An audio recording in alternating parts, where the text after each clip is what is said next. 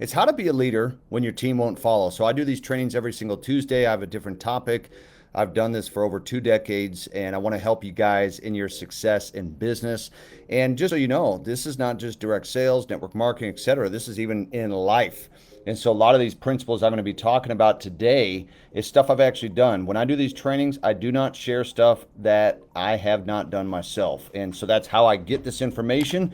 It's from my own experience. So I want to share it with you today. So how do you get people to follow? You know, a lot of people want to be leaders. Some just want to be followers. And I have found that in order to be a great leader, you first have to be a good follower. Okay. And so the fact is that the majority of people who enroll, who get started, they do so to use the products and services, not to build. I found that in my career doing this over 2 decades is that most people, they just want to be a product of the product. They want to consume it, whatever it is, a product or service or whatever. And that is certainly the case today as well. And so how do you get people to actually cultivate the desire to market the business, the services, and to get them to actually follow you? And this is what I want to talk about today, because I know that for people who are actually building a business, they're trying to acquire more customers, trying to build a team. This is one of those struggles that they have. It's the whole, you can take a horse to water. You can't force the horse to drink it. Now, they'll probably drink it anyway. But with people, you can try and motivate them, inspire them, put them on podcasts. But for some reason, a lot of people, frankly, they don't want to do it. They don't have the confidence that they could do it. So let's talk about this today and how to make this happen for you if this is what you're doing and trying to build a business. And the first thing I tell people is, number one, is it must be their idea, okay? It's got to be their idea. You can try and push people and all that. You can lead them by setting an example. Like when I talk about the gospel, they which preach the gospel should live the gospel. The best way to share the gospel is to live it. And so with people with the business, you want to lead by setting an example, because a lot of customers become business builders. They may come in at first, and if they really see the value, they like it, whatever it is, whatever the product or service is, they then naturally want to share it with others. And I like to use the word naturally, because people will naturally share things that they like. It doesn't matter what it is. I mean, look at social media. How many times a day, just on Instagram, do you think the share button is hit? How many? How many people copy links and share? They share, share, share, share. It could be something that's funny, something that's educational, something that's eye-opening. Well, the same goes with the business. Is that when people have something they like, something they value, more naturally, like social media, they will share it. Number two is you got to know your audience. What do they need? For a lot of people, frankly, they need more time. A lot of people work too much. They need more money, but more money itself doesn't solve the problems, right? Why are they here? What need is it solving for them? So when you think about the product and service of the company, what need can this solve for people? I know for what I do, most people that I talk to, they have no residual income and they have no money that's working for them. They only work for money, which, by the way, is just fine. But life is better when you have money working for you. Personal experience.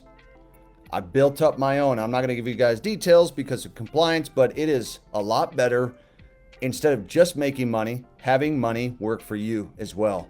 This is something that can help people to get ahead and stay ahead and eliminate debt and things like that. Okay, so you got to think about the audience. What do they need? And how is what we have going to help kind of solve that for them? Okay, and you got to realize it's like trying to turn an elephant into a rhinoceros. If they don't have the desire and the motivation to build the business, they're not going to do it. Myself and another guy, I won't give his name, it's Alex Morton. We came up with a quote this last year. And if it's the following: if you don't value it, you won't do it, period. That's it. So if they don't have and see the value of what it is that we're doing, they're not going to do it. No amount of you trying to persuade and convince them is going to get them that desire to want to do it like you. It's just like personalities. Not everybody has the same personality. So just realize most people that come in, they just want to be a customer, and that's okay. Okay, number three is you want to keep them around the campfire, because something may eventually spark their interest to share the services as they are succeeding with them. This is why conventions are important. This is why company webinars are important, and Zoom calls and go live and all that kind of stuff. when people around the campfire enough, all of a sudden they hear a story about somebody that was stay-at-home mom, stay-at-home dad, truck driver, etc., whatever the case is, handicap and so forth. And that person went from, using the products, having success, to deciding, you know what, I want multiple streams of income. I don't want just, trading money, but I also want to be able to have that passive income from the business. I want to have my own business. They say that the average millionaire has about 6 streams of income. So they want an extra stream. All of a sudden, they get that testimonial from somebody else, and now they want to build. Just know that a lot of the builders, they were once customers, okay? When I joined the current company that I'm a part of right now, I started for the first month as a customer. A lot of people don't know that. I joined December 9th, 2015. I was a customer until about the first week of January. Once the first week of January hit and I saw the compensation plan, I saw how much money could be made, I decided I'm going to go kill this thing. I remember actually saying that, I'm going to go kill this thing. All right. I wanted that extra stream. So remember, a lot of the business builders started as customers. Number 4, if you push people to build, you're going to push them right out the door. They're going to say, I don't need this. I mean, let's be real. A lot of people that go to the gym, they're there to basically get their Jamba Juice, hit the treadmill, talk to a few people and walk out. You don't need to try and motivate the people. You don't want to be pushy. I always tell people, be pulley, not pushy. You want to pull people to you. Now, the best way that you do that is by example and by inspiring people. You don't need to push people to do stuff because they're going to feel like you're pushing them to get volume points. You're pushing them because you're selfish and you want to make money off those people. That's actually one of the things that people don't even like about the industry is they feel like that you're just trying to do it and recruit them to make money off of them. Okay. I don't personally push people. Now, I used to years ago. I felt like I had to kind of push people. Today, I really try and use confidence, posture, and things like that to where, hey, look, if you don't want to build this, it's not a big deal at all. Like, no problem. Just use the products and services. And guess what? The volume is the same. Okay. Now, of course, I want business builders because things will go faster, but I don't push anybody. And I think that approaching it that way, you'll have better retention. Okay. Number 5, love on them. And I'm going to repeat that. Love on them. Jesus said to love your neighbors yourself. Be grateful for people. Take care of these customers. Let them know what's possible. Look, whether they're a customer or a business builder, again, the volume is the same. All customers, business builders, all them, they're all needed. And guess what? It keeps a company compliant because typically in the industry, you got to have at least 51% of the entire base of members be customers, 49% distributors. And the reason why is they don't want it just to be a recruiting thing. So they basically require this balance of customers versus independent business owners and things like that. So the volume is exactly the same, whether it's a business builder or a customer. Okay. Love on the people. Let them know that they're valuable, that they're important, that you're grateful, that they're part of the team. Follow up with them, see how they're doing, get them in the community, right? This is important. Number 6, you set the example. Nobody else. It's you. This is your business. You be the person you want the team to see. A lot of times from stage, kind of like in this photo here, I tell people all the time is that you want to be and do what you wish your people would do.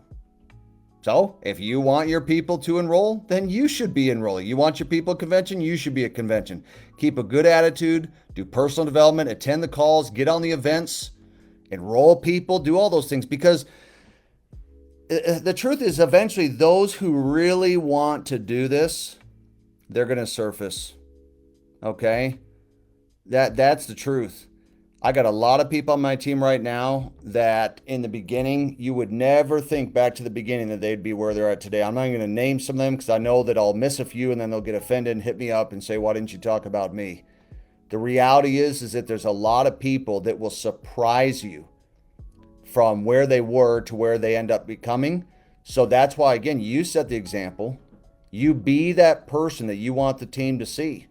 Now, when I say be that person, like be authentic. Have that good attitude. Like my team knows that I don't whine and complain and all that kind of stuff. They see me as, man, he stays positive. He's optimistic. Now, do I have bad days? I have bad days like anybody else. But the thing is that I keep positive and that good energy with my team. And I think it really does make a difference. I really do. My team sees that my vision is strong, that I'm being positive, that I'm saying things like, you think what we did before was big? Watch what we do next. I mean, people believe after a period of time, especially as the years go by, that this person actually believes this. It's like I've been telling people recently, with this next convention coming up, man, this is the most important convention you'll ever attend. You won't be the same after this convention is done. Okay? This is how I lead. You set that example. Guys, if you want access to today's presentation, the PowerPoint, the PDF, the video, etc., I want you to head on over to Brandon Boyd Official on Instagram. I want you to hit me up in the DM and tell me that you want both. I'm going to get these to you later today. I hope that this has been helpful. Again, this is how to be a leader when your team won't follow. Okay, because there's a lot of people that wish that their people were moving a little faster, that people were enrolling more people and stuff like that. A few of these things that I gave you today are some tips that I believe will help you. They're not all of the tips, but there's some tips that have helped me to literally lead not tens of thousands, hundreds of thousands of people in over 5,000 personal enrollments in the industry. I'm telling you with credibility and with authority, I can help you guys succeed. I hope you have an amazing day. I hope that you like the training, and we'll see you guys on the next session. Thanks, everyone. Have a good day.